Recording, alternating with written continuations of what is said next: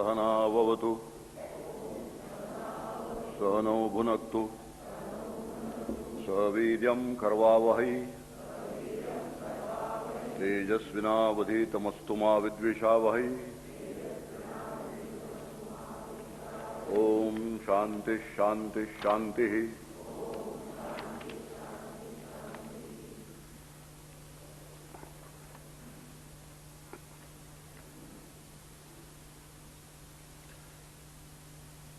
ज्या गावांना प्रत्यक्षात जायचं नाही पण त्या गावामागचं तत्व जाणून घ्यायचं आहे अशा तऱ्हेचे 5 अध्याय आपले आता विचार करून झाले।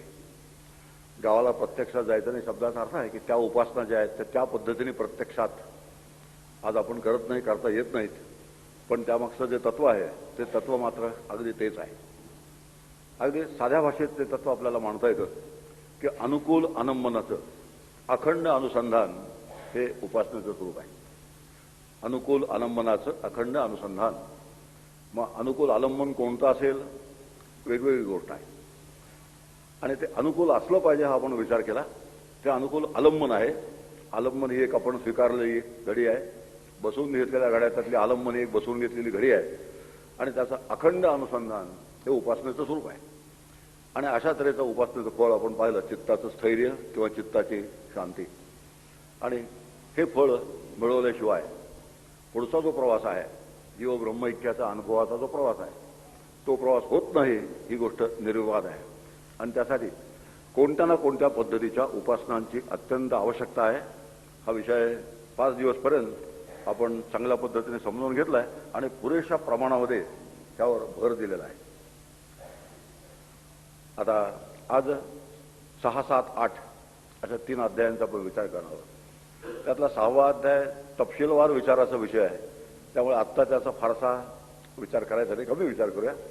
7 आणि 8 त्यांचा विचार काल जसा झाला तसा करूया आणि नंतर दुपारपासून आज अखंड अभ्यासाला सुरुवात होईल। आणि अखंड अभ्यास शब्दाचा अर्थ ज्यामध्ये तुटकपणा असणार नाही आणि आवडीचा विषय ज्याला म्हणतात तसं तर आवडीचा विषय राहील आणि त्याचा परिणाम असा होईल की सगळ्यांचं लक्ष सुद्धा अशी अपेक्षा करायला हरकत नाही राहील म्हणून। आता विषय आपला चाललाय की 5व्या अध्यायामध्ये या अध्यायाला पूर्वीच्या अध्यायांचे काही संदर्भ आहेत।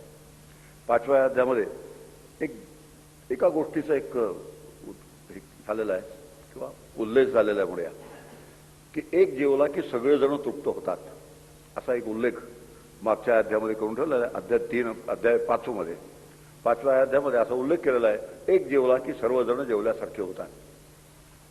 याचा अर्थ असा होतो की ज्या अर्थी एक जेवल्यावर सगळे जेवल्यासारखे होतात त्या अर्थी सर्वांच्या मध्ये एक काहीतरी असं तत्व असलं पाहिजे की ते एक जेवल्याचं जे समाधान आहे ते सर्वांना मिळतं। आता ती जबाबदारी आली श्रुतीवरती, विधान तर करून ठेवलं 5व्या अध्यायात एक जेवला की सगळे जेवल्यासारखे होतात। आता विधान केल्यानंतर जबाबदारी येते आणि मग ती जबाबदारी पार पाडण्यासाठी ते तत्व कोणतं आहे तो जो निर्णय आहे तो निर्णय करण्यासाठी 6व्या अध्यायाची प्रवृत्ती आहे, हा एक भाग आहे। आणि 3ऱ्या अध्यायामध्ये सर्वम खल्विदम ब्रह्म असं म्हटलेलं आहे, हे सर्व ब्रह्मच आहे असं म्हटलंय। आता हे सर्व जर ब्रह्म असेल तर ह्या सर्वात जो मोडणारा मी तो कोण असेल असे त्याच्या पाठ्यपक्षी विचारणे। हे सर्व ब्रह्म आहे असं जर ठरलं तर हे सर्व मध्ये कशा कशाचा समावेश आहे तर हे सर्व मध्ये माझाही समावेश आहे आणि हे सर्व मध्ये जर माझा समावेश असेल तर मी पण कोण आहे, मग मी ब्रह्म आहे। आता मी ब्रह्म आहे हे समजावून सांगण्यासाठी तत्वमसी महावाक्याचा उपदेश आहे। आणि का समजत नाही ते काही दोष असतात, असंभावना दोष, काही शास्त्र प्रमेयगत प्रमाणगत वगैरे अशा तऱ्हेचे शास्त्रीय शब्दयोजना आहेत त्याच्यात। त्यामुळे तसे दोष असल्यामुळे मी ब्रह्म असून मी ब्रह्म आहे असं माझ्या लक्षात येत नाही, नुसतं लक्षात येत नाही असं नाही, पटत सुद्धा नाही। पटल्यानंतर मग पुढच्या सगळ्या गोष्टी आहेत, अनुभव, त्यासाठी केलं जाणार साधन, अखंड चिंतन, हे नंतरच्या गोष्टी आहेत। पण अगोदर हे पटलं पाहिजे आणि हे पटण्यासाठी आपला जो अभ्यास चाललेला आहे आणि जो चालणार आहे ह्यानंतर ते ब्रह्म मी आहे हे पटण्याच्या दिशेने, समजून घेण्याच्या दिशेने आपला सगळा अभ्यास चालणार आहे। आणि म्हणून ह्या अध्यायामध्ये एक जबाबदारी पार पाडलेली आहे की 2 विधानं जी केली त्या 2 विधानांची सिद्धी केली पाहिजे आणि त्या 2 विधानांच्या सिद्धीसाठी हा 6वा अध्याय आपल्या समोर ठेवलेला आहे. या अध्यायामध्ये काय 2 गोष्टींची मीमांसा केलेली आहे. या अध्यायातला जो श्वेतकेतू आहे आणि आरुणी आहे, तर श्वेतकेतूला आरुणीने जी ब्रह्मविद्या सांगितली ती ब्रह्मविद्या त्यांना का सांगावी लागली, तर त्यासाठी श्वेतकेतूच्या ठिकाणी 2 गोष्टी नव्हत्या. एक, श्वेतकेतूच्या ठिकाणी जीवाच्या स्वरूपाचं अज्ञान आहे आणि श्वेतकेतूच्या जवळ जगताच्या स्वरूपाचं सुद्धा अज्ञान आहे. 2 अज्ञानं श्वेतकेतूजवळ आहे. त्या श्वेतकेतूची कथा आहे, तो कसा गेला वगैरे तो तपशीलवार विषय आपला येणार आहे आता. तेव्हा आत्ता एवढंच लक्षात ठेवूया की श्वेतकेतू नावाचा एक मुलगा 12 वर्ष वडिलांच्या सांगण्यावरून गुरुगृही गेला. तिथे 12 वर्ष अध्ययन केलं. अध्ययन केल्यानंतर तो गुरुगृहून परत आला. परत आल्यानंतर तो जरासा ताठ झालेला, मोठा फुगा भरल्यासारखा असा ताठ दिसत होता, फुगल्यासारखा दिसत होता, व्यवहारात आपण म्हणतो. वडिलांच्या लक्षात आलं की हा फुगलेला आहे आणि वडिलांनी त्याला एक मग छोटीशी टाचणी लावली. आता फुग्याला टाचणी लावल्यानं काय होतं, ते जसं व्हायचं तसं होऊन गेलं आणि वडिलांनी ते काम फार चांगलं केलं. टाचणी लावली आणि ते टाचणी मात्र त्याच्या कल्याणासाठी लावली. असं आहे, 2 अहंकाराच्या संघर्षातून एकमेकांना टाचण्या लावणं हे प्रकरण मुलगा आणि बाप यांच्यात पुष्कळ चालतं. पण अशा तऱ्हेचा हा अहंकाराला टाचणी लावण्याचा प्रकार नाही आहे. हा जो फुगलेला आहे फुगा ज्ञानाने, ज्याला शब्दज्ञान म्हणतो, अशा शब्दज्ञानाने जो फुगलेला फुगा आहे तिथे वर्म जाणलेलं नाही आहे. आणि वर्म जाणलेलं नसल्यामुळे केलेला जो अभ्यास आहे तो मोक्षाच्या दृष्टीने विचार केला तर निरर्थक आहे, आत्मज्ञानाच्या दृष्टीने विचार केला तर तो निरर्थक आहे. आणि असा निरर्थक अभ्यास आपल्या मुलाचा असू नये असा साहजिकच विचार वडिलांच्या ठिकाणी आला. आणि मग म्हणून त्यांनी त्या टाचणी लावली आणि टाचणी लावून त्यांनी विचारलं, असं तुझ्या गुरुने काही सांगितलं का की जे एक जाणलं की सगळं जाणल्यासारखं होतं, एक जाणलं की सगळं जाणल्यासारखं होतं, असा एखादा आदेश तुझ्या श्री गुरुने तुला समजावून सांगितलं का? पुष्कळ डोकं चालवलं तरी 12 वर्षाच्या फार मोठ्या अभ्यासाच्या आधाराने पुष्कळ डोकं चालवलं. पण पुष्कळ डोकं चालवून सुद्धा हा प्रश्न सुद्धा समजला नाही. आता प्रश्न समजला नाही तर उत्तर कसं समजणार आहे? एक असं जाणलं की सगळं जाणल्यासारखं होतं, असं काही असू शकतं का? अशा तऱ्हेचा विचार स्वाभाविकपणे त्याच्या मनामध्ये आला. आणि याचं कारण आहे, त्याला जे ट्रेनिंग मिळालं होतं ते ट्रेनिंग कोणत्या स्वरूपाचं होतं जास्त? आता त्याचं आपलं उत्तर येतं अकॅडमिक स्वरूपाचं होतं. आणि असं अकॅडमिक स्वरूपाचं जेव्हा ट्रेनिंग मिळतं तर त्याचं वर्म ज्याला म्हणतात ते वर्म बाजूला राहून जातं आणि चुकले या वर्म फेरा पडे, हा नियम आहे. म्हणून असा फुगा लावला. आणि मग श्वेतकेतू तरी सत्वगुणीच होता, नाही तर खरंच जर फुगलेला असता आणि सत्वगुण नसता तर तो तिथून चालता झाला असता. पण तो सत्वगुण जागा असल्यामुळे तो वडिलांना शरण गेला आणि म्हणाला, तुम्हीच आपले माझे गुरु आहात आणि मला आता तो आदेश कसा आहे तो समजावून सांगा. सत्वगुण जागा आहे म्हणून असं झालं, नाही तर काय झालं असतं त्याची कसं.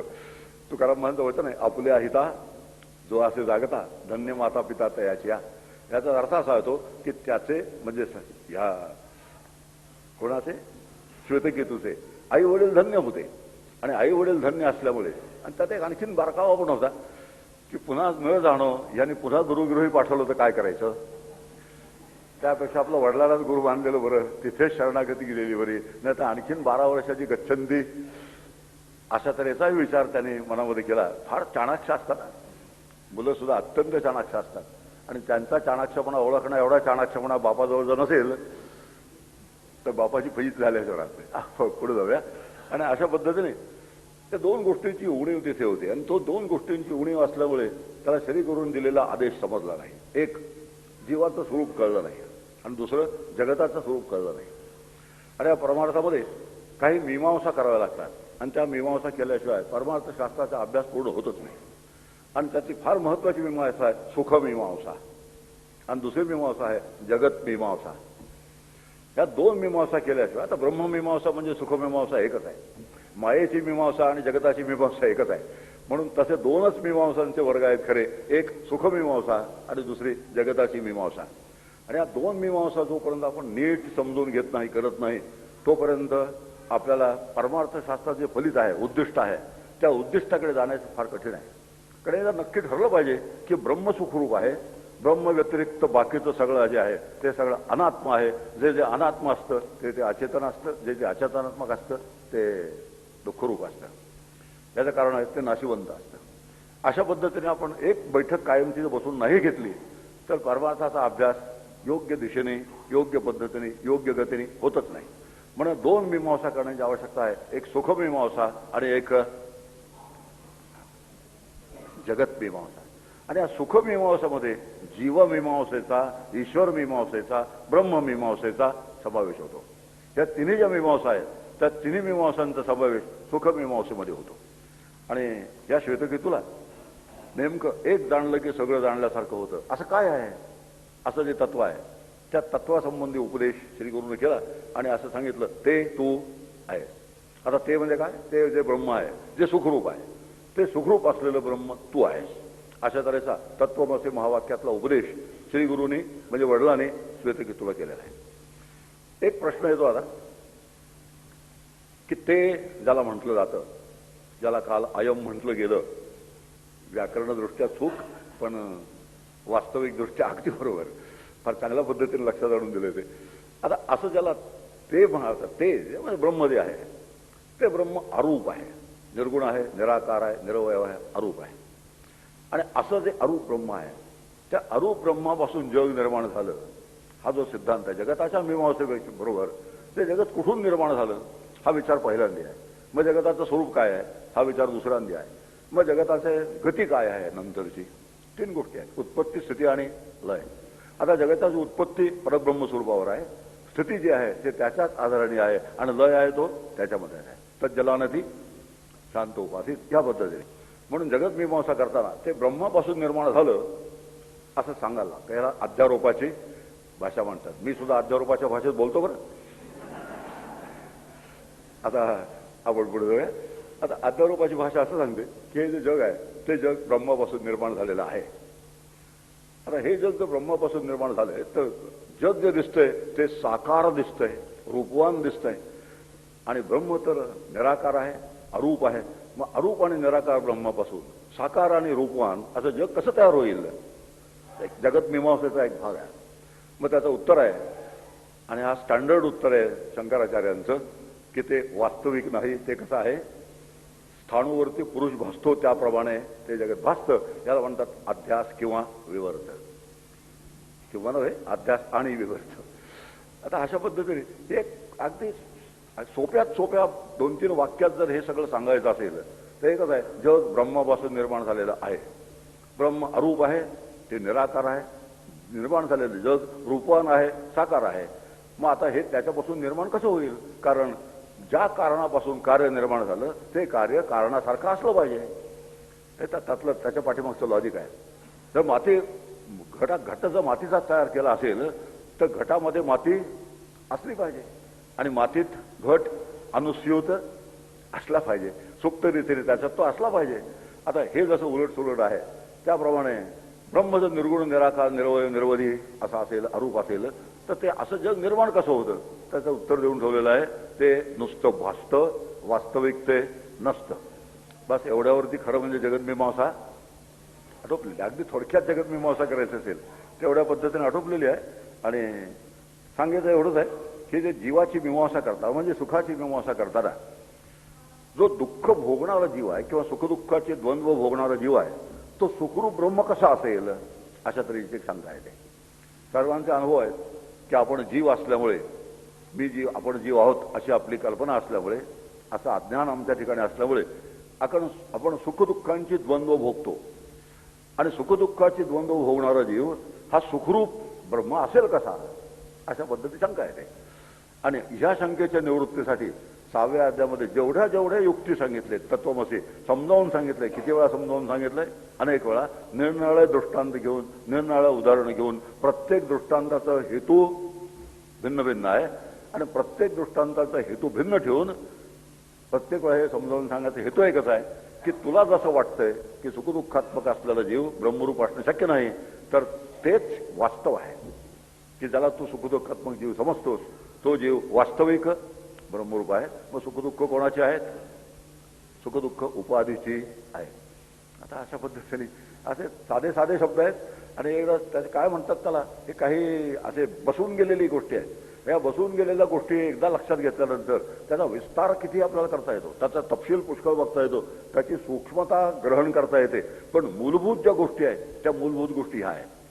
आणि ते तत्वमसी महावाक्य हे श्वेतकेतूला समजावून सांगितलं. आणि पुढं असं म्हणलं त्याने की हे जे सत आहे, ज्याला आपण ब्रह्म म्हणतो, इथे सत्मीमांसा आहे, सच्चिदानंद आहे. वास्तविक जे सत आहे ते चित आहे, तेच आनंद आहे. आता कसंही म्हटलं तरी पण इथे सत्मीमांसा असं म्हटलंय, कारण असं आहे, सत्रूपाने सगळीकडे सामान्यत्वाने जे अनुभवलं येतं, अस्तित्व रूपाने सगळीकडे सामान्यत्वाने जे अनुभवलं येतं, त्याची मीमांसा करण्यासाठी इथे सन्मीमांसा केलेली आहे. आणि असं म्हटलंय, असं जे सत आहे त्या सतपासून पुढं तेज, ज्याला तिरुत्कण म्हणतात, आप आणि अन्न, अन्न शब्दाचा इथे पृथ्वी असा अर्थ होतो. या उपनिषदामध्ये जेव्हा जेव्हा अन्न शब्द येईल तेव्हा तेव्हा अन्न शब्दाचा अर्थ पृथ्वी असा असेल. आणि मग अन्नाला काळं का म्हटलं ते कळेल. आता एक ठिकाणी अन्नाला काळा रंग दिलेला आहे. आता अन्न काळं कसं असेल, आता अन्न हे पृथ्वीचं काय म्हणूया, उपलक्षण म्हणूया. आणि म्हणून पृथ्वी, आप आणि तेज अशा पद्धतीने, किंवा तेज, आप आणि पृथ्वी अशा पद्धतीने तीन सत्पासून संकल्पानंतर मी एक आहे, एकोहम बहुश्याम.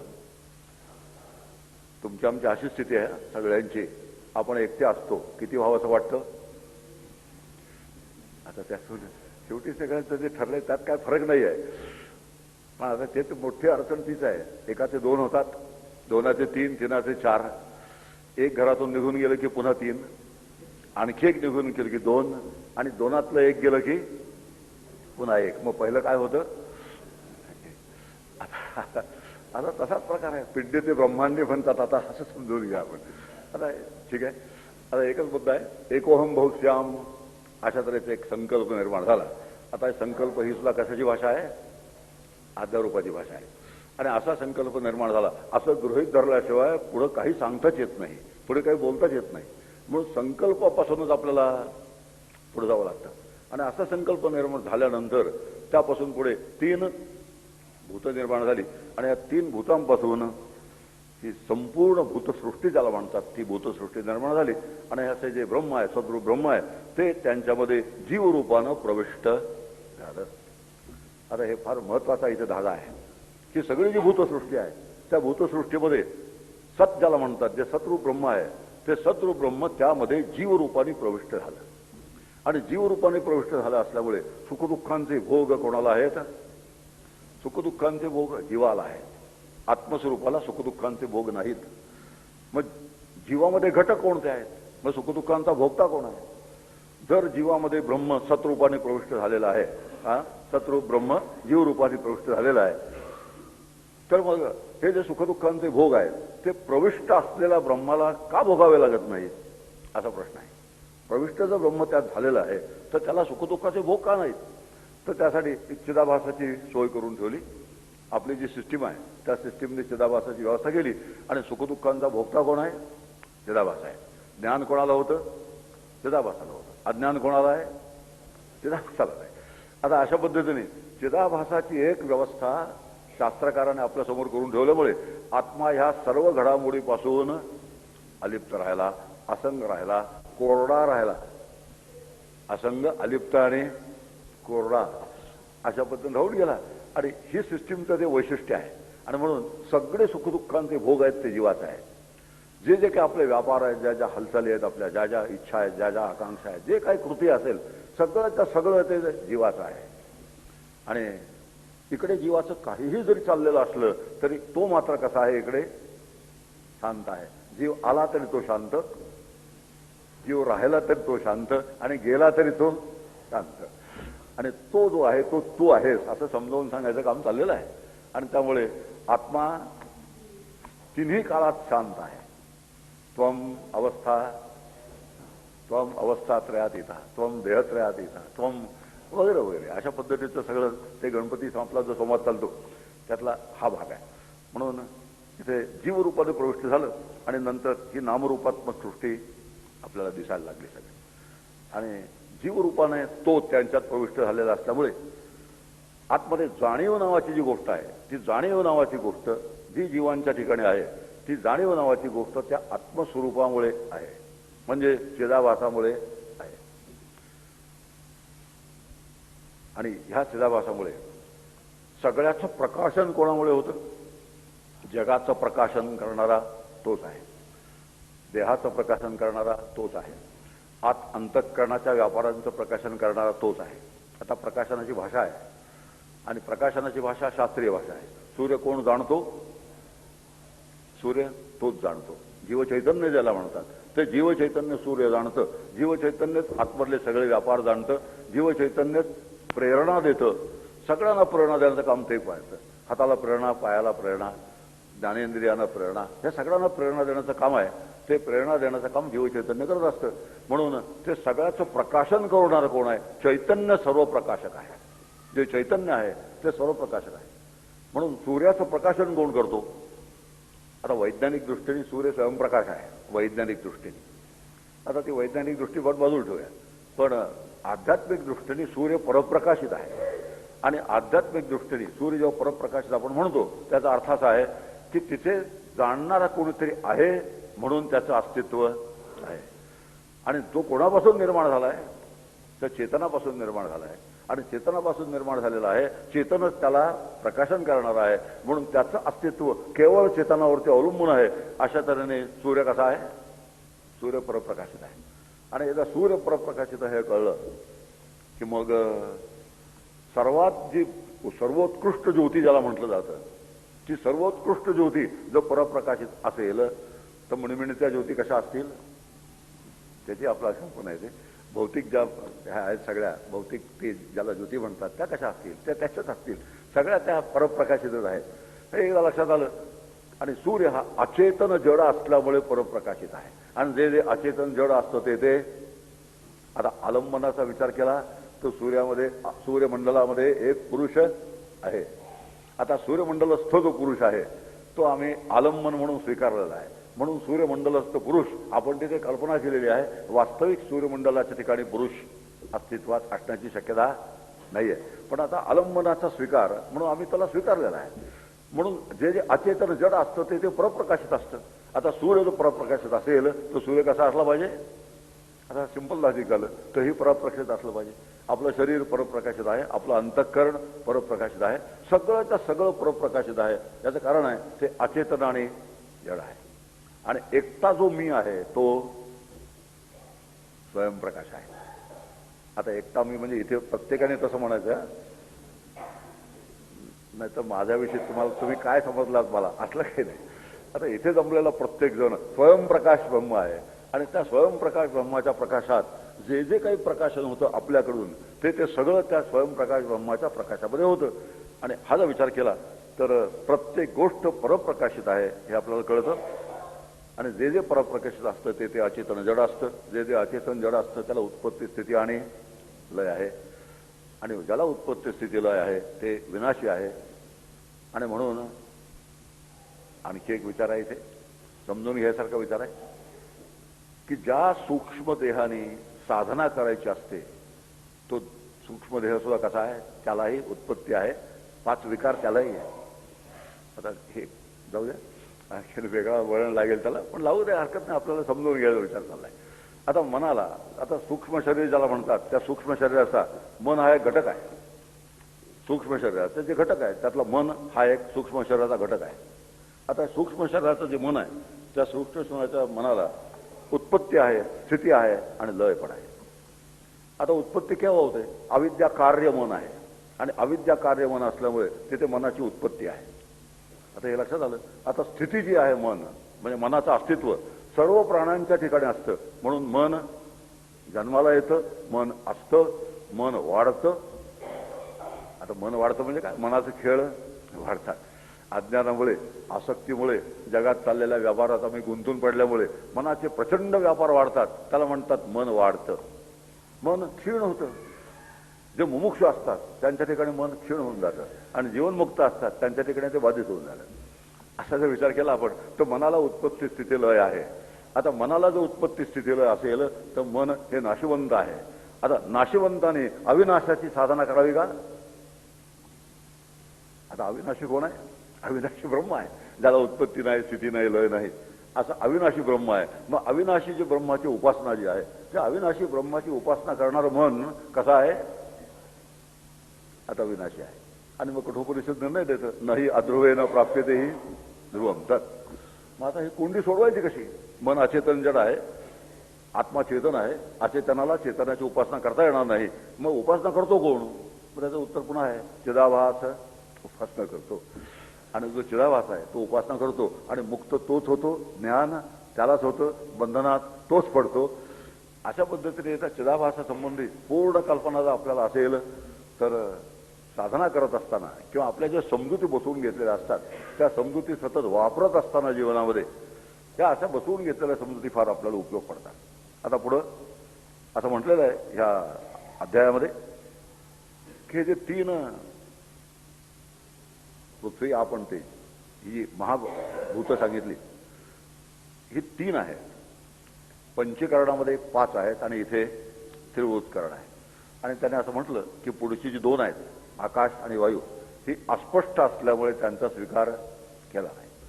आता अस्पष्ट असल्यामुळे त्यांचा स्वीकार जरी केला नसला तरी अन्यत्र त्यांचा स्वीकार केलेला असल्यामुळे ती सुद्धा इथे गृहीत धरायची असतात.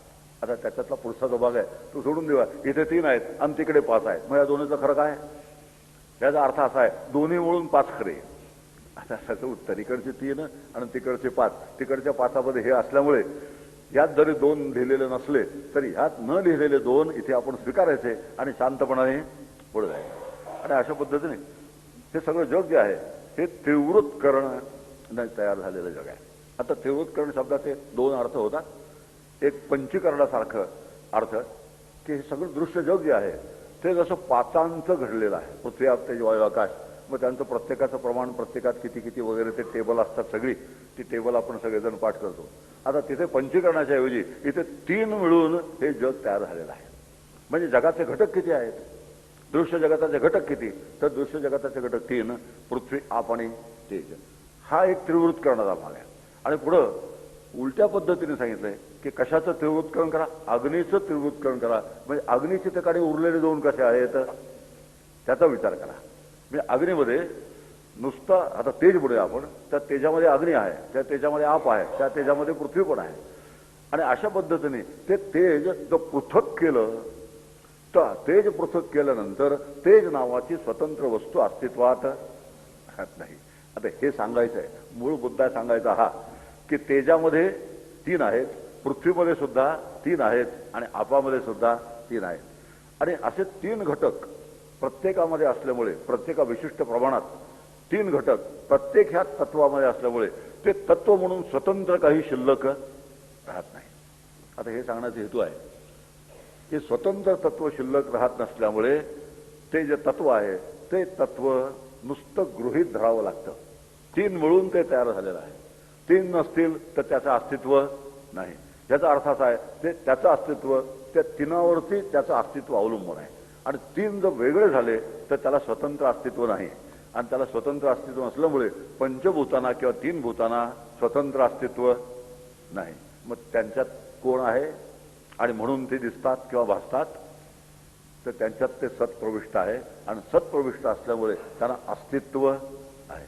त्यांचं जे अस्तित्व आहे ते कोणावर निर्भर आहे?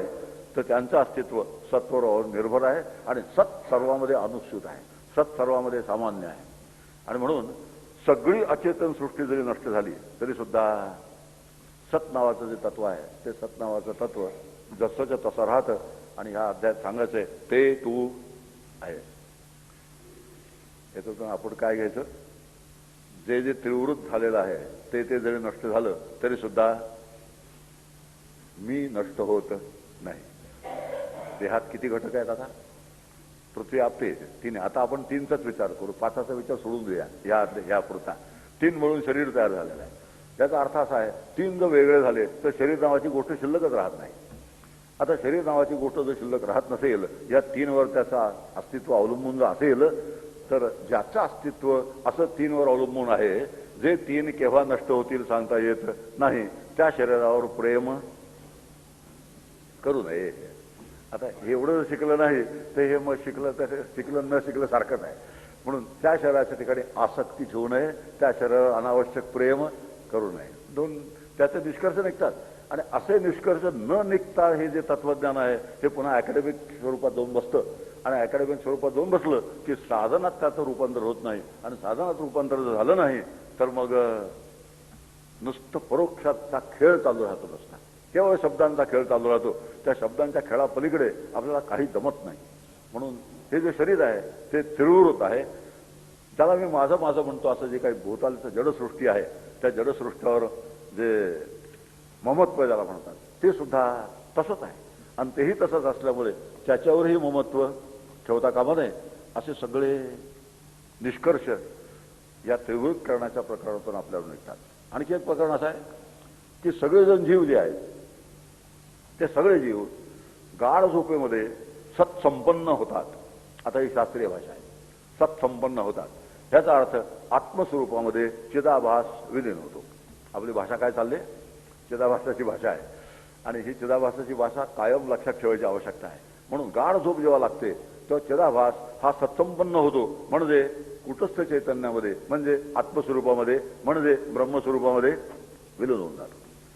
आणि असा जेव्हा तो विलीन होऊन जातो तो विलीन झालेला हा चिदाभास जेव्हा पुन्हा जागा होतो त्यावेळेला सगळे पूर्वीचे जे संस्कार आहेत ते जसेच्या तसे घेऊन तो जागा होतो गाढ झोपेमध्ये. आणि म्हणून गाढ झोपेमध्ये जीव जरी ब्रह्मरूप होत असला तरी जाग आल्यानंतर आपण ब्रह्म आहोत हे भान त्याला राहत नाही. आणि आपण ब्रह्म आहोत हे भान न राहिल्यामुळे पूर्वीची सगळी कुलक्षणं झोपताना असलेली सगळी जी कुलक्षणं आहे ती जागा झाल्यानंतर जशी तशी शिल्लक राहतात. आणि ती कुलक्षणं कोणती? देहात आध्यात्म्य तसंच राहतं, कर्तृत्व भोक्तृत्व तसंच राहतं, अनुकूल प्रतिकूल तसंच राहतं, जगत सत्यत्व तसंच राहतं. आता गाढ झोपेमध्ये रोज ब्रह्मरूप जीव होत असताना हे सगळं तसंच का राहतं? त्याचं एक कारण आहे की त्या जीवाला म्हणजे त्या चिदाभासाला गुरुवाक्यजन्य प्रमाज्ञान झालेलं नसतं. हा मोठं वाक्य झालं. पण असं काहीतरी बोलल्याशिवाय बरं वाटत नाही. असं काहीतरी बोललं म्हणजे आपण काहीतरी बोलतो असं वाटतं. आणि श्रोत्यांना सुद्धा हा काहीतरी नक्की बोलतोय असं वाटतं. आता हे काय ह्या जराशा आमच्या युक्त्या आहेत. असा आहे मी एक असा निर्णय केलेला आहे की जिथे त्यांचं ते बोलायचं ना त्यातलं 10% तरी कोणाला समजता कामा नये असं बोलायचं. त्याचा हेतूच असा आहे सगळं जर सगळ्यांना समजू लागलं तर पुन्हा मला बोलवेल कोण? ते म्हणणार हे सगळं आम्हाला समजतं तेच बोलतात. त्यामुळे हे वागतात काय अर्थ नाही. कारण श्रोत्यांची अपेक्षा असते की 10% तरी असं असलं पाहिजे किमान की जे आम्हाला समजलं नाही तर तो खरा विद्वान. आणि खऱ्या विद्वानाला बोलवावं, उगेच काहीतरी सांगणाऱ्याला बोलवू नये. अशा तऱ्हेचे निष्कर्ष असतात. म्हणून मला जर माझं हे सगळं जपायचं असेल खुर्ची स्थान असं सगळं तर ते थोडं असे खटपट केली पाहिजे. ह्या खटपटीचा एक भाग म्हणून मी सांगितलो. आणि तो शब्द रोज सत्संपन्न होतो जीव चिदाभास रोज सत्संपन्न होतो. आणि सत्संपन्न झाल्यानंतर पुन्हा जेव्हा तो येरे माझ्या मागला जसंच तसं असतं. अगदी हे जसं आपलं होतं आता गाढ झोपेच्या संदर्भात तसं मृत्यूनंतर सुद्धा सगळं जसंच्या तसं राहत असल्यामुळे पुढच्या जन्मामध्ये आता इथे म्हणतात पिंड प्रलय आणि त्याला म्हणतात आता रोज आहे त्याला निद्रा प्रलय म्हणतात आणि जो आहे त्याला मृत्यू प्रलय म्हणतात.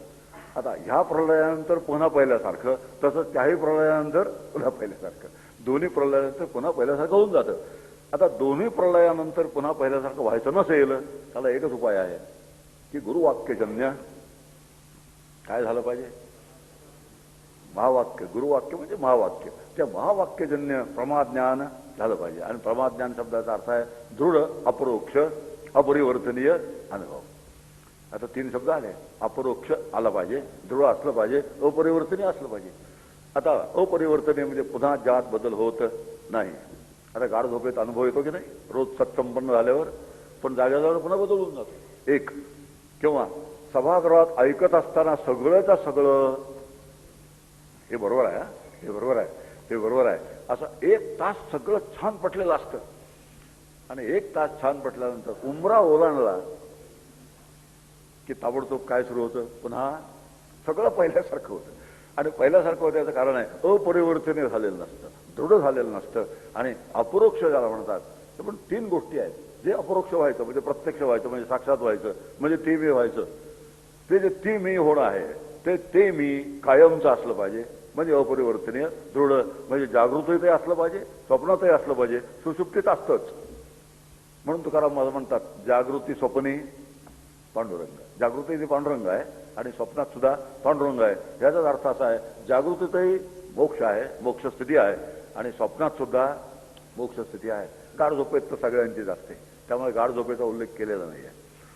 आपण असं पुढे जाऊया आणि असं म्हटलं की हे तिन्ही जे संस्कार आहेत, हे तिन्ही संस्कार जसेचे तसे होतात आणि ते आपल्याला कळत नाही. आणि कळत नाही याचं कारण आहे आपल्याला ते काय झालेलं नसतं, महावाक्यजन्य ज्ञान झालेलं नसतं. आणि अशा पद्धतीचे ज्ञान आहे ते तू आहेस, हे जे ज्ञान आहे ते वडिलांनी म्हणजे त्या जगुरूंनी 8 दृष्टांत देऊन निंदाळे 9 वेळा समजावून सांगितले. आणि 9 वेळाचं समजावून सांगितलं, त्याला आपण अभ्यास लिंग म्हणतो, ते आपण परवा पाहिलं. आणि असं 9 वेळा समजावून सांगितलं, कंटाळा केला नाही असं मंदाताईंनी म्हटलं. आणि जे कंटाळा करतात ते काय नसतात तेही सांगून टाकलं. आता अशा पद्धतीने कंटाळा न करता जे सांगणारे असतात, शिकवणारे असतात, अशा तऱ्हेचे श्रीगुरू त्याला भेटले. आणि असं जीवब्रह्मैक्य 8 दृष्टांताद्वारे त्यांनी शिकवलं. आणि त्यावेळेला त्या श्वेतकेतूला अपरोक्ष ज्ञान झालं. आणि अशा पद्धतीने उपासनरूप साधनांचा आश्रय न घेता, फार महत्वाची गोष्ट आहे. मी का सांगितलंय मगाशी एक बोललो मी तुम्हाला की उपासना करणारा कोण आहे, तो उपासना करणारं मन आहे. मन कसं आहे, त्याला उत्पत्ती स्थिती आणि लय आहे, कारण तो सूक्ष्म शरीराचा घटक आहे. शरीराला जर उत्पत्ती स्थितीला आहे स्थूल शरीराला, तसे कारण शरीराला पण आहे, तसेच सूक्ष्म शरीराला पण आहे. तिन्ही शरीराला उत्पत्ती स्थिती लय हे तर आहे. तसं आस्ती जाती हे सुद्धा आहे, त्याला विकार ज्याला म्हणतात ते विकार सुद्धा आहेत. आणि म्हणून पुढचा जो हा आहे आपला पुढचा जो अध्याय 7वा, त्या अध्यायामध्ये जो मध्यम अधिकारी आहे त्या मध्यम अधिकाऱ्यासाठी काही तत्वज्ञान सांगितलेलं आहे. आता हे जे तत्वज्ञान आहे कोणासाठी आहे, उत्तम अधिकाऱ्यासाठी आहे. आणि जो पुढच्या अध्यायात तत्वज्ञान आहे ते पुढच्या अध्यायात तत्वज्ञान हे मध्यम अधिकाऱ्यासाठी आहे. आणि मध्यम अधिकाऱ्यासाठी अर्थ असा आहे की ज्याला काहीतरी आधार घेतल्याशिवाय अनुभव येत नाही. त्याचा पुढचा जो आहे त्याला तर बरेच आधार लागतात. हा जो आहे त्याला जरा वेदाचे आधार लागतात. आणि हा जो आहे तो निराधार आहे. आता निराधार हे असते तत्वमसी महावाक्य श्रीगुरूंनी सांगितलं तेव्हाच त्याला, पण उपासनांच्या आश्रयाची तिथे गरज नाही आहे. उपासना वाचून अशा तऱ्हेचं ज्ञान आहे, त्या अशा तऱ्हेचं ज्ञान होण्याचा जो अधिकारी आहे तो होण्याचा अधिकारी हा श्वेतकेतू आहे. आणि श्वेतकेतूला तसं ज्ञान झालं. या संदर्भात 2 शब्द सातत्याने वापरले जातात. एकाला म्हणतात वस्तुतंत्र, एकाला म्हणतात कर्तृतंत्र. आणि हे शब्द परमार्थामध्ये खूप महत्वाचे आहे. कर्तृतंत्र शब्दाचा अर्थ असा होतो की जे एखाद्या कृतीच्या आणि कर्त्याच्या स्वाधीन असतं त्याला म्हणतात कर्तृतंत्र. आणि जे कोणाच्याही कर्त्याच्याही स्वाधीन नाही, एखाद्या कर्त्याच्या कृतीच्याही स्वाधीन नाही, असं जे काही असतं त्याला म्हणतात वस्तुतंत्र. आणि म्हणून आत्मज्ञान ज्याला म्हणतात, तो आत्मा म्हणतात, तो आत्मा वस्तुतंत्र आहे, कर्तृतंत्र नाही. पण वस्तुतंत्र असलेला जो आत्मा आहे तो तसा जाणून घेणं हे फार कौशल्याचं काम आहे, फार तयारीचं काम आहे. म्हणजे म्हणून उत्तम अधिकाऱ्याचं काम आहे. आणि उत्तम अधिकारी फार कमी असतात. जास्तीत जास्त संख्येचे कोण असतात, मध्यम असतात आणि कनिष्ठ असतात. आणि म्हणून मध्यम आणि कनिष्ठ अधिकारी गृहीत धरून उपासनांचे निरनिराळे प्रकार सर्वत्र सांगितले जातात. त्याचं कारण आहे यांची संख्या प्रचंड आहे. आणि इथे बसणाऱ्यांनी सुद्धा असं लक्षात घेतलं पाहिजे मी त्यातलाच एक आहे. नाही तर आमच्यावर एक सवय असते, सगळे कनिष्ठ आणि मध्यम कुठे आहेत, असे समोर बसलेले आहेत. आणि अस्मादिक कसे आहेत, इथे बसवलेले असल्यामुळे वरिष्ठ अधिकारी आहे. अशा तऱ्हेची जी वाटणी आहे ही अशा तऱ्हेची वाटणी फसवी आहे. आणि अशा तऱ्हेची फसवी वाटणी असल्यामुळे आम्हाला एक प्रकारचा काय येतो, त्याला म्हणतात स्पिरिच्युअल आरोगन्स. फार चांगला शब्द आहे, आता विचित्र शब्द आहे पण स्पिरिच्युअल आरोगन्स याचा अर्थ असा आहे तत्वज्ञानाची एकदा नशा चढली की जे वास्तव आहे ते वास्तवाचं भान कुठेतरी बिघडल्यासारखं होऊन जातं. म्हणून तत्वज्ञानाची नशा चढता कामा नये. आणि हे जे वास्तव आहे की मध्यम आणि कनिष्ठ या अधिकाऱ्यांची संख्या प्रचंड आहे. ही संख्या लक्षात घेऊन सगळीच्या सगळी तत्वज्ञानाची मांडणी संतांनी केलेली आहे, शासकांनी केलेली आहे. आणि हा जो विषय आत्ता हा जरी आत्मवस्तुतंत्र असला तरी कर्तृतंत्र त्याला केल्याशिवाय, त्याला करून घेतल्याशिवाय आम्हाला त्याचा अनुभव येण्याची शक्यता नाही. आणि म्हणून या ठिकाणी उपासना ज्याला म्हणतात, त्या उपासना एक उपासनेचा जरासा आधार आहे. तो आधार घेऊन आपल्यासमोर इथे मांडणी केलेली. एक गोष्ट सांगतो. दत्त भार्गव संवाद म्हणून पुस्तक आहे. पुस्तक नाही, ग्रंथ आहे. आता पुस्तक आणि ग्रंथ यात फरक आहे. ज्यात अद्वैत सांगितलेलं आहे त्यालाच ग्रंथ म्हणा असं समर्थ रामदास स्वामी म्हणतात. आणि ज्यात अद्वैत सांगितलेलं नाही त्याला पुस्तक म्हणा, नाही तर चोपडं म्हणा. आता चोपडा हा शब्द गुजरातीत पुस्तकाच्या अर्थाने हा, पण आमच्याकडे चोपडं शब्द कशा अर्थाने वापरला जातो, ज्याला बदनाम पद्धतीत वापरला जातो. आता ज्यात अद्वैत सांगितलेलं नाही त्याला ग्रंथ म्हणूच नाही. आता म्हणून दत्त भार्गव संवाद नावाचा ग्रंथ आहे. त्यामध्ये दत्तात्रय आणि भार्गवराम यांचा एक संवाद आहे. आता उपासनांचं काय काय परिस्थिती असते ती थोडी लक्षात घेऊया. आणि ती लक्षात घेतल्यानंतर आपल्याला काहीतरी त्यातून बोध मिळतो का तो घेण्याचा प्रयत्न करूया. भार्गवराम नावाचे दत्तात्रयांचे शिष्य ते दत्तात्रयांकडे गेले. दत्तात्रयांनी त्याने सांगितलं की 12 वर्षापर्यंत तू त्रिपुरा देवीची उपासना कर आणि अत्यंत शास्त्रशुद्ध पद्धतीने जशी शास्त्रात सांगितले तशी त्रिपुरा देवीची उपासना भार्गवरामाने एका चांगल्या बेटावर जाऊन, तिथे कोणी भेटणार नाही, कोणी असणार नाही, अशा ठिकाणी जाऊन त्यांनी केली. 12 वर्ष तपश्चात त्या पद्धतीने ती उपासना केल्यानंतर परत भार्गवराम दत्तात्रयांकडे जायला निघाले तर वाटेत त्यांना संवर्त नावाचे एक ऋषी दिसले. फार छान कथा आहे. ते संवर्तांकडे बघितल्यानंतर भार्गवरामाला अत्यंत आश्चर्य वाटलं. आणि त्याला पहिलं जर काही कळलं असेल तर हा जो महात्मा आहे संवर्त नावाचा अत्यंत निवून गेलेला दिसतोय. हा छान शब्द आहे तो, निवलेला. आपण सगळे कसे असतो, तवा तापलेला असला ना त्याच्यावर एक पाण्याचा थेंब पडला तर काय होतो, जरासा एक पाण्याचा थेंब पडला तापलेल्या तव्यावर की काय होतं, ते चुरचुरचुर काय वाजायला लागतं. अगदी तसे आम्ही तापलेलो असतो. आणि असे तापलेले असल्यामुळे जरा बाहेरून काही आलं आत मनाविरुद्ध की काय होऊन जातं, लगेच चुरचुर. आणि असे तापलेले आणि निवलेले याच्यामध्ये हा फरक आहे. आणि मग ज्यांनी त्याने आपलं ठरवलं की मी किती तापलेला आहे. आणि असे जे तापलेले असतात त्यांच्यासाठी ही कथा आहे की तो संवर्त नावाचा ऋषी अत्यंत निवून गेलेला त्यांना दिसला. आश्चर्य वाटलं त्यांना, असं एखादं व्यक्तिमत्व असं कसं शकतं. मग दत्तात्रयांकडे गेले ते आणि त्याने बाकी काही नाही म्हणे, मी केली तपश्चर्या खरी पण ते प्रकरण काहीतरी वेगळं दिसतंय. त्यांनी काय केलं ते मला सांगा म्हणे. की अडचणी सांगितल्या. अरे छान सांगितल्या अडचणी. उपासनेतली पहिली अडचणमध्ये जसा एखादा खेळाडू फॉर्ममध्ये एक वेळा नसतो आणि काही वेळा असतो, तसं काही वेळा उपासनाचा फॉर्म असतो, काही वेळेला नसतो. आता ही एक अडचण आहे. आता ही उपासनेची एक अडचण आहे. आणि बाहेरची जी परिस्थिती असते निसर्गाची, त्या निसर्गाच्या परिस्थिती सुद्धा आमच्या उपासनेवरती म्हणजे मनस्थितीवरती थोडा परिणाम होतो. बाहेरची हवा एखादी कशी असते, कंटाळवाणी हवा असते. आणि कंटाळवाण्या हवेमध्ये चहा करावा का उपासना करावी, आता त्यामध्ये आपल्याला चहा प्यावा असं वाटतो. आता अशी कंटाळवाणी हवा पडल्यानंतर ज्याला शेळट म्हणतात, शेळोबा म्हणतात, ते उपासना जशी व्हायला पाहिजे तशी होत नाही. आरोग्य जर चांगलं नसेल तर उपासना जशी व्हायला पाहिजे तशी होत नाही. म्हणजे उपासनेला मूड पाहिजे 1, उपासनेला निसर्ग अनुकूल पाहिजे 2, आणि उपासनेला आरोग्य चांगलं पाहिजे 3. या 3 गोष्टी ज्या प्रमाणात कमी असतील त्या प्रमाणात उपासना जशी व्हायला पाहिजे तशी होत नाही. आणि म्हणून ते कर्तृतंत्र आहे. आपला मुद्दा तो चाललाय पुन्हा. मग ते संवर्धाने काय केलं तर संवर्धाने म्हणजे पुन्हा तत्वमसी महावाक्याचा बोध झालेला तो महात्मा आहे. आणि म्हणून मग नंतर भार्गवरामाला दत्तात्रयाने दत्त भार्गव संवादामध्ये जी आत्मविद्या आहे, जी ब्रह्मविद्या आहे, ती ब्रह्मविद्या समजावून सांगितली. आणि ती ब्रह्मविद्या समजावून सांगितल्यानंतर भार्गवराम सुद्धा कोणासारखे झाले, त्या संवर्तासारखे झाले. आपल्याला कोणासारखं व्हायचंय, तप्त आहे तसं तापलेलंच राहायचंय. तुमचं आमचं सर्वांचं जीवन असं फोडण्याने भरलेलं असतं. आणि फोडण्या माहिती आहे तुम्हाला काय कसं होतं, ते तडतड तडतड वाजतात. सकाळी उठण्यापासून रात्री झोपेपर्यंत अखंड फोडणीचं जीवन, अखंड जीवन फोडणीचं. तेल तापलेलं तयारच असतं. आणि तेल तापलेलं तयार असतं. 1 मोहरी पडली तरी तडतड, 5 मोहऱ्या पडल्या तर तडतड. अशा पद्धतीने तेल आटेल पण तडतड थांबणार असं काहीतरी होऊन जातं. आणि असं जे ताशेरी जीवन म्हणूया त्याला आपण, फार चांगलं जीवन आहे. मला जरा हे असं बोलायला आवडतं जास्त.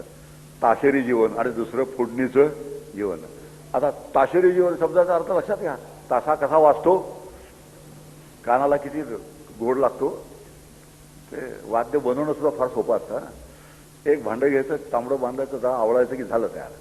2 काठ्या घ्यायच्या की बडवायला सुरुवात करायची, झालं तयार. आता त्याला नियम नाही, त्याला ताल नाही, त्याला सूर नाही, 1-2-3 काहीतरी त्याच्यामध्ये असतील, व्हेरिएशन ज्याला म्हणतात ते. आणि असं जे तडतड तडतड वाजणारं जीवन, त्याला काय म्हणायचं? त्याला म्हणतात ताशेरी जीवन. आमचं जीवन कसं आहे? अशा पद्धतीने. आता हे नाही जर समजून घेतलं तर नेमकं काय व्हायचं हे जर नाही कळलं तर अगोदर आपण काय आहोत हे कळलं पाहिजे. ते आहेत ते स्वीकारलं पाहिजे. तसं असता कामाला हे पटलं पाहिजे आणि नंतर मग ते थांबवलं पाहिजे. आता एवढं सगळे जे प्रक्रिया आहे त्या सगळ्या प्रक्रियेतून जायचं असेल हे सगळं समजावून घेण्याचा दुसरे काही मार्ग नाही. आपला विचार चाललाय हे जरी कर्तृतंत्र असलं आणि वस्तुतंत्र असलं, कर्तृतंत्र नसलं तरी सुद्धा वस्तुतंत्राकडे झेप घेण्याचं सामर्थ्य असलेली जी बुद्धी आहे, म्हणजे पूर्वतयारी आहे, म्हणजे जो अधिकार आहे, म्हणजे साधन चतुष्टय संपन्नता आहे, ती फार कमी असते. आणि ती कमी असल्यामुळे मध्यम अधिकाऱ्यासमोर असा एक विषय ठेवलाय की सुरुवात अशी केलेली आहे की त्याचे हेतू काही सांगितले. सच्च्या अलीकडे असणाऱ्या तत्वांचा निर्देश करणे. आता सच्च्या अलीकडे कोणतं तत्व आहे? भूमा नावाचं एक तत्व आहे, त्याची स्तुती करणं असा एक विचार आहे. आणि सच्च्या अलीकडे असणारे जे नामाधिक आहेत, सच्च्या अलीकडे काय आहे तर सच्च्या अलीकडे नामरूपात्मक सृष्टी आहे संबंध भरलेली. आणि असे सच्च्या अलीकडे असलेली जी नामरूपात्मक सृष्टी आहे म्हणजे विकार आहे, हे जे विकार आहेत त्यांच्या आधाराने, त्यांच्या साह्याने आपल्याला कुठपर्यंत पोचायचं आहे? आता त्यांचा आलंबनासारखा उपयोग करायचा आहे आणि त्यांचा आलंबनासारखा उपयोग करून हळूहळू जिथून ते विकार आले तिथपर्यंत पोचायचं. आणि जिथून ते आले तिथपर्यंत पोचणं त्याला काय म्हणतात? आलंबनाच्या आधाराने मूळ जागेपर्यंत पोचणं. तसं एक उदाहरण घेऊया. एखादा झराचा उगम जर शोधायचा असेल तर काय केलं पाहिजे? तर झऱ्यातून चालत चालत जर गेलं तर जिथून तो उगम पावलेला आहे तिथपर्यंत आपल्याला जाता येईल. हे जसं झऱ्याचं आहे, दगडगोटे पुष्कळ असतात, झऱ्यातून चालणं काही सोपी गोष्ट नाही, पण आता चालल्याशिवाय तो उगम सापडायचा पण नाही. आणि अशा पद्धतीने जेवढे हे हा व्याप आहे, पुढचा जो विकारांचा व्याप आहे, त्या विकारांच्या व्यापाच्या आलंबनाने ते विकार जिथून आले असं जे निर्विकार तत्व, त्या निर्विकार तत्वापर्यंत पोहोचणं हा 7व्या अध्यायाचा हेतू आहे. आणि म्हणून इथे म्हणतात की क्रमानं असा मध्यम अधिकारांना नामध्यान व उपासना रूप साधनाचा उपदेश करणं हा या 7व्या अध्यायाचा हेतू आहे. नामाचं ध्यान आणि उपासनारूप साधनांचा उपदेश करणं असा याचा हेतू आहे. स्थूलापासून क्रमाक्रमानं ह्याच्या सूक्ष्माकडे जाणं.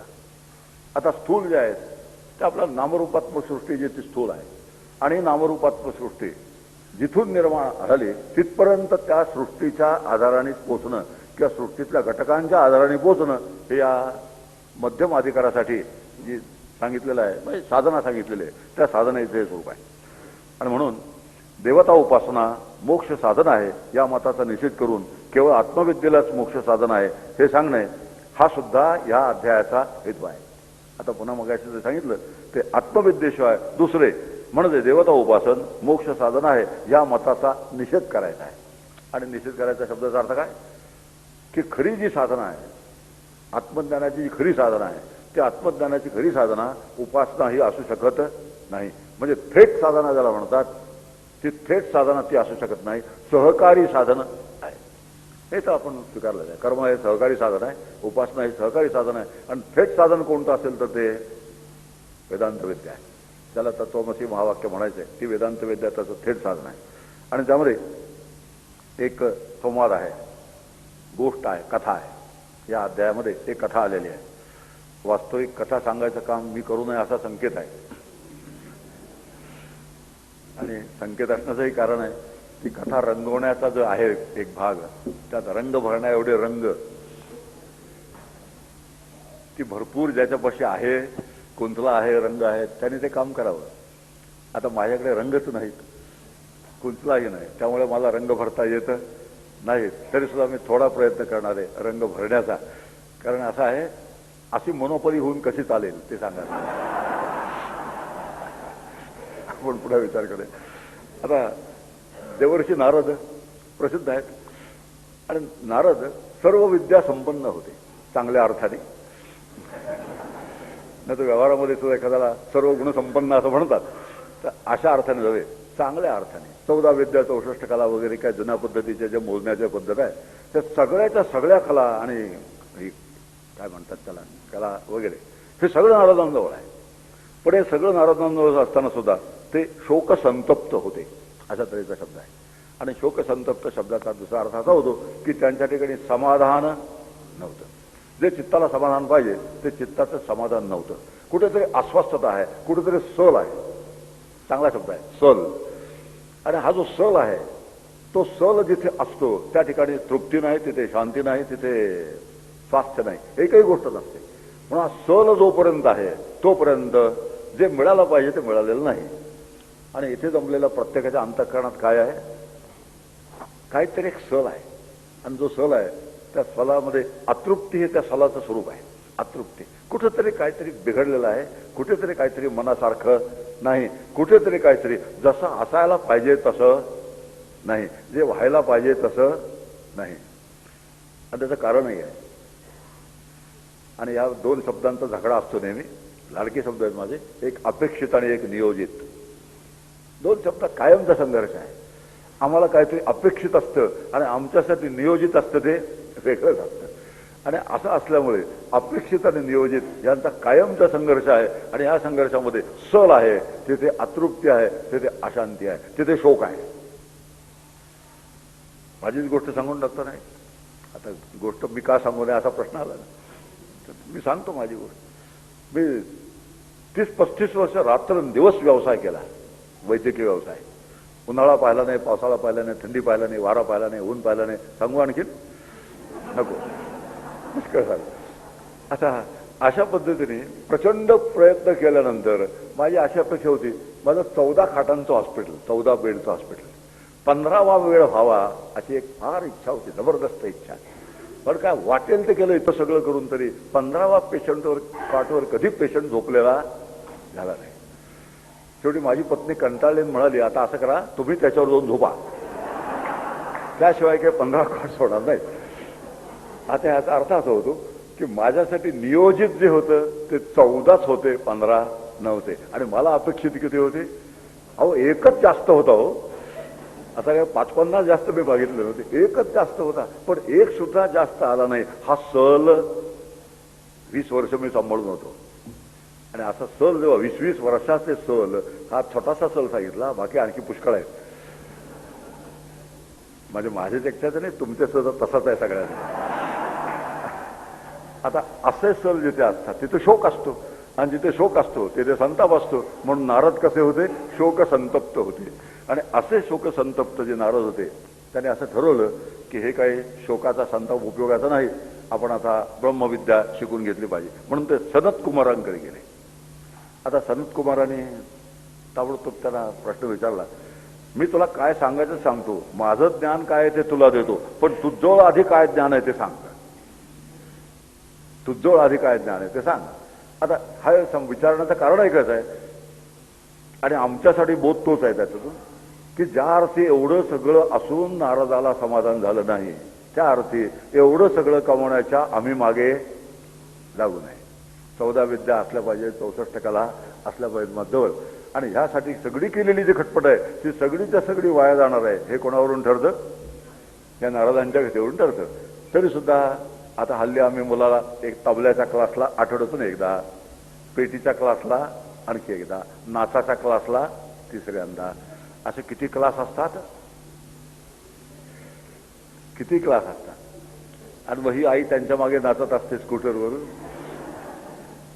आणि घरामध्ये वाजत असतं दंडनीत्मक काहीतरी वाजत. आता असं जे आहे, हे जे काय आहे परसूट्स म्हणतात ना, फार चांगलं नाव आहे त्याला, म्हणतात परसूट्स. आणि असं जे परसूट्स आहेत त्या परसूट्सने कितीही तुम्ही जरी परसूट केले, 14 विद्या 64 कला जरी तुम्ही कमावल्या, तरी नारदाची जी परिस्थिती झाली त्यापेक्षा आमची परिस्थिती भिन्न होणार नाही. आणि म्हणून एकच जाणून घ्यावं की जे जाणलं असता पुन्हा कथेकरेची कथा कुठे येणार आहे, त्या तिथे येणार आहे. म्हणून नारदाने सगळं मी सांगितलं. आणि मग म्हणून नारद म्हणतात त्यांना की सगळं ज्योतिष मी जाणतो, शास्त्र कल्प काय जे असेल ते सगळं जाणतो. वास्तविक नारदांचा व्यवसाय किती चांगला चालला असतो. नारदाने जो व्यवसाय उघडला असता तर छान चालला असता आणि करोडपती बनणाऱ्यांची क्लास त्यांनी ओपन केला असता. जर काय ते क्लास झाला असता, पण एवढं सगळं क्लास त्याने चालवलं नाही आणि आले आपले सनत कुमारांकडे आणि म्हणायचं बाबा मी असंतुष्ट आहे, मी अतृप्त आहे. आणि मग ते म्हणतात मी मंत्रवेत्ता आहे, एक मी मंत्रवेत्ता आहे. आणि मग त्याला म्हणतात सनत कुमार, जो मंत्रवेत्ता असतो तो आत्मवेत्ता नसतो, आणि जो आत्मवेत्ता नसतो तो शांत नसतो. मग शांत जर व्हायचं असेल म्हणजे सल नको असेल कोणताही, तर ज्याला सल नको आहे त्याने मंत्रवेत्ता होऊन भागत नाही, त्याने शास्त्रवेत्ता सुद्धा होऊन भागत नाही, त्याने आत्मवेत्ता झालं पाहिजे. आता आम्हाला कसली आवड असते, शास्त्रवेत्ता व्हावं. मला तर फार आवडतं, फार आवडतं. आणखी पुष्कळ ग्रंथ शिल्लक आहेत अजून. खंड न खंड खाद्य म्हणून एक आहे, अद्वैत सिद्धी म्हणून एक आहे, किती पंचदशी म्हणून एक आहे. इतके सगळे ग्रंथ वाचल्याशिवाय आणि ते सगळे चांगल्या पद्धतीने घरी बसून घेतल्याशिवाय आणि ते मला माहिती आहेत असं लोकांना माहीत झाल्याशिवाय आता आपलं चालतच नाही. आता कितीही जरी माहीत झालं तरी शेवटी एक जाणलं की सगळं जाणल्यासारखं होतं. हे जे तत्व आहे ते तत्वाला गवसणे घालायचे असेल तर ह्या पद्धतीने ते समजून घेतल्याशिवाय त्याला काही मार्गच नाही. म्हणून मंत्रवेत्ता असणं हे पुरेसं नाही, केवळ शास्त्रवेत्ता असणं हे पुरेसं नाही, मग आत्मवेत्ता झालं पाहिजे. मग सनत कुमार नारदांना म्हणाले, तू जे काही जाणलेलं असतं ते फक्त नाम आहे. तू जाणलंच जे ते सगळं नाम जाणलेलं आहे, त्या नामाच्या पलीकडे तू काही जाणलंच नाही. तो तू असं कर, ह्या नामांची तू ब्रह्मबुद्धीने उपासना कर. म्हणजे पुन्हा काय आलं, आलंबन आलं. आता नारदासारख्यानं जर आलंबन लागत असेल, इतकं सगळं असून त्यातलं काहीच नसणाऱ्यानं किती आलंबन लागत असेल, असे एक आपण गणित बसून घ्यावं. याचा अर्थ असा होतो की नारदांसारख्या महर्षीनं सुद्धा आलंबनाची गरज आहे, तर देशमुखांना नक्की असणार आहे. हे ह्यातून एक एक निष्कर्ष काढायचे आणि निष्कर्ष काढून पुढे जायचं. आणि असं म्हणतात ते की नामांची ब्रह्मबुद्धीने उपासना कर, म्हणजे नाम ब्रह्म आहे अशी उपासना कर. आता पुढे म्हणतात, नारदांनी प्रश्न विचारला, नामाची उपासना कर सांगितलं हे बरोबर आहे म्हणे. आपण नारदांनी प्रश्न विचारला, नामाहून आणखीन काही श्रेष्ठ आहे का, नामाहून अधिक तर काही आहे का. आणि हाच तर नारद महाराज आणि ब्रह्मदेवाचे दोन शिष्य, ते दोन, एक इंद्र गेला होता आणि दुसरा दैत्यांचे गुरु कोण, ते पण गेले होते. आता त्याने सांगितलं की ते डोळ्यातल्या ह्याची तू उपासना कर. त्याने ताबडतोब प्रतिबिंबाची उपासना सुरू केली. पण इंद्राने मात्र तसं सोडलं नाही. आता इंद्राने पुढे काय प्रश्न विचारले, मग पुढे प्रश्न विचारून 32 वर्ष 32 स्त्रीक अधिक 4 अशा पद्धतीने इंद्राने तिथे काय अगदी काय म्हणतात त्याला सत्याग्रहच केला. आणि असा सत्याग्रह करून तो बसला म्हणून इंद्रमुक्त झाला. आणि हे काय झाले, अर्ध्या हळकुंडाने नाही, पाव हळकुंडानेच. जाऊ दे, आपण पुढे जाऊया. त्याने प्रश्न विचारला, नामाहून अधिक तर काय आहे का, काय आहे. तर त्याने सांगितलं, वाक नामाहून अधिक तर आहे. म्हणजे वाणी ही नामापेक्षा अधिक श्रेष्ठ आहे. पुढे म्हणतात, वाकची ब्रह्म म्हणून उपासना कर. तू वाणीचीच ब्रह्म म्हणून उपासना कर. नामाची उपासना केलं, नामावरती त्याचं भागलं नाही, मग नामाहून श्रेष्ठ काय, वाणी श्रेष्ठ आहे. मग नामाची ब्रह्म म्हणून उपासना करण्याच्या ऐवजी तू वाणीची ब्रह्म म्हणून उपासना कर. आता पुढे सांगितलं, आता वाकची ब्रह्म म्हणून अशा रीतीने क्रमाने अधिकतर तत्वे सांगून त्यांची ब्रह्मबुद्धीने उपासना सांगितली. आता अशी जी पुढची तत्व आहे त्या पुढच्या तत्वांची यादी आपल्या समोरच्या ग्रंथामध्ये आहे. ते मी वाचली का तुम्ही वाचली का यात काही फारसा फरक पडत नाही. पुढे जाऊया आपण. आणि नाम ते प्राण यांच्याही पलीकडचे जाणणारा बोलणारा जो तो अतिवादी होय. इथे एक आपल्या समोर शब्द आला, अतिवादी. आणि अतिवादी शब्दाचा अर्थ आहे अतिवाद घालणारा असं नाही. तर अतिवादी शब्दाचा अर्थ आहे प्राणाचा जो प्राण आहे. केनोपनिषद शब्द आहे, मनाचं मन, प्राणाचा प्राण. या प्राणाच्या प्राणासंबंधी जो बोलतो, त्याच्या संबंधी जो सांगतो त्याला म्हणतात अतिवादी. आणि असा जो अतिवादी आहे, असा जो कोणी असतो त्याला अतिवादी म्हणतात. म्हणून सत्य आत्म्याच्या ज्ञानाने अतिवादी हो असा सल्ला सनत कुमाराने नारदाला दिलेला आहे. की असा जो सत्य आत्मा आहे त्या सत्य आत्म्याचं ज्ञान करून घे. आणि सत्य आत्म्याचं ज्ञान करून घेतल्यानंतर तू कसा होशील, तू अतिवादी होशील. आणि तू अतिवादी हो असा तऱ्हेचा सल्ला सनत कुमाराने नारदाला दिलेला आहे. आणि म्हणून आणि पुढे म्हणतात की जेव्हा जाणतो म्हणजे विज्ञान होते तेव्हा बोलतो. म्हणून जाणावे, मननाने विज्ञान होते म्हणून मतीला जाणारे, त्याप्रमाणे जिज्ञास तत्वे क्रमाने सुचवली ती अशी. आता इथे फक्त एक विचार सांगायचा ना आपण थांबूया. उलट क्रमाने जर गेलं, इथे जी यादी आपल्या समोर आहे आणि ती यादी फक्त इथे सांगतो, सुख झालं जर ते काय करावं असं वाटतं. जर एखाद्या गोष्टीने आपल्याला सुख झालं असं अनुभव आला तर त्यामुळे ज्याने ते सुख झालं ती कृती पुन्हा पुन्हा करावीशी वाटते. हा पहिला भाग आहे. सतत ती कृती करत जर गेलो आपण तर निष्ठा तयार होते, हा दुसरा भाग आहे. निष्ठा जितकी बलवान होईल तर निष्ठेचं रूपांतर श्रद्धामध्ये होत जातं. पुढं श्रद्धेचा परिणाम म्हणून आपण मनन करायला लागतो. मननाचा परिणाम झाला की जी बुद्धी आहे म्हणजे विज्ञान आहे, त्या बुद्धीला सत्य जाणता येतं, त्या बुद्धीला सत्याला व्यवस्थित घालता येते. अशा पद्धतीने सुख जाणण्याची जी एक आहे आणि ते सुख जर जाणायचं असेल तर त्यासाठी मौलीने उपाय सांगितला आहे. या आठा पहारा माझारी मोठके निमिषी भरी दे तुझा आहे. आणि त्या सुखाचा जर तुला अनुभव आला तर त्या सुखाविषयी तुझ्या मनात काय निर्माण होईल, तीच कृती सतत करावी असं वाटायला लागेल. ती कृती करायला लागली की त्या कृतीविषयी निष्ठा तयार होईल. निष्ठेचं रूपांतर श्रद्धेत होईल, श्रद्धेचं रूपांतर मननात होईल, मननाचं रूपांतर विज्ञान तशी बुद्धी तयार होण्यात होईल. विज्ञान निष्ठा ज्याला म्हणतात तशी तयार होईल. किंवा कोणती बुद्धी, सांख्य बुद्धी ज्याला म्हणतात ती सांख्य बुद्धी तयार होईल. आणि अशी बुद्धी तयार झाली की आत्मानुभव दृढ अपरिवर्तनीय अपरोक्ष असा होऊन जाईल. अशा तऱ्हेचा विचार या 7व्या अध्यायामध्ये सांगितलेला आहे. आणि मग भूमाचं वर्णन केलं आहे. आणि भूमा शब्दाचा अर्थ यद्वै भूमा तत् सुखम यदल्पम तत् दुःखम अल्पे सुखम नास्ते असं श्रुती सांगते आपल्याला. आणि भूमा म्हणजे व्यापक. आणि असं जे व्यापक तत्व आहे म्हणजे जे सत्तत्व आहे, जे भूमारूप आहे, ते पुरस्तात ब्रह्म पश्चात ब्रह्म अशा पद्धतीने किंवा हरीची दासा हरी दाही देशा अशा पद्धतीने समजावून सांगितल्याचा भाग आहे या 7व्या अध्यायात. आणि असं जेव्हा नारदांना संशय विपर्य अहंकार ममत्व ह्या ग्रंथींचा नाश करून जे ज्ञान झालं त्या नाशाचा परिणाम असा झाला की नारदांना आत्मज्ञान झालं. आत्मज्ञान झाल्यानंतर त्यांच्या शोकाची निवृत्ती झाली.